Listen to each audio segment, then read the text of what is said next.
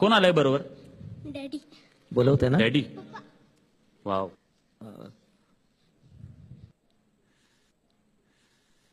Hello sir. काय करतात sir तुम्ही? शेतकरीच.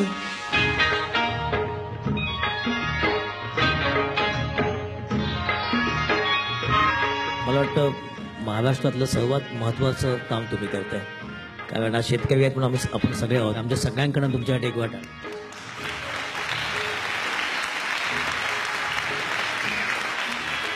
बॉस, तुमची जी मेहनत आहे तिच्यामध्ये दिसते. तुम्हाला वेळ कधी मिळतो मुलीला डान्सला घेऊन जायला वगैरे? त्यांच्यासाठी नाही तर कोणासाठी वेळ काढायचा सर. मग कसं करता, पण काय करता, कसं करता? शेतीतलं नियोजन लावून नंतर मग ह्याच्यासाठी वेळ काढलेला आहे. आणि विशेष म्हणजे मी 1.5 महिना बीड ते माजलगाव कंटिन्यू प्रवास केला. 80 किलोमीटर रेग्युलर, एक दिवस न खाडा करता. घरापासून 80 किलोमीटर जाऊन ती प्रॅक्टिस करते. आपल्या मुलीची आवड जपण्यासाठी एक पालक काय करू शकतो, त्याचं तुम्ही अत्यंत उत्तर उदाहरण आहात. Thank you sir. आज आम्ही शहरामध्ये राहत असलो तरी आम्हाला वेळ नसतो मुलांकडे पाहण्याचा. आम्ही रात्री घरी जातो आणि 10 मिनिटं मुलाला गुड नाईट करतो फक्त. पण आज तुम्ही त्या मुलीला 80 किलोमीटर घेऊन जाताय, त्यामुळे तुम्हाला हॅट्स ऑफ.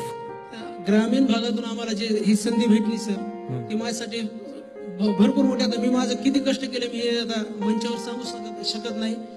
पण तुमचे कष्ट तुमच्या मुलीच्या डोळ्यात दिसतात आता. बाळा, तू काय लढते?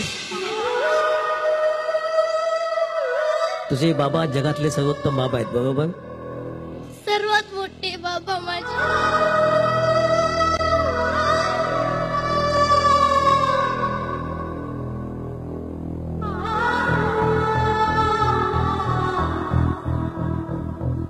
काय वाटतेस बेटा, सांग ना.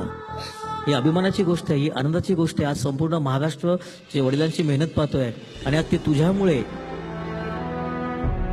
तुझ्या वडिलांची मेहनत अख्ख्या जगासमोर दिसणार आहे. काय वाटतेस बेटा? मला कष्टाचं फळ हवंय. कसं असतं ना बेटा, तुझे बाबा मेहनत करतायत, तूही मेहनत करतेस. आणि सगळ्यांना माहिती आहे की मेहनत केली की कष्टाचं फळ हे मिळतंच. पण आपण कुठे मेहनतीला कमी नाही पडला पाहिजे, हो की नाही?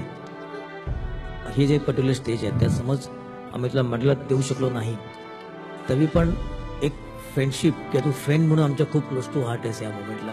आणि मला आणि धर्मेशला मला वाटतं कायम लक्षात राहशील की तू एक कल्चर इथे आली होतीस आणि तू आणि तुझे वडील कायम आमच्या स्मरणामध्ये राहतील. त्यामुळे प्लीज ये फ्रेंडशिप जॉईन कर.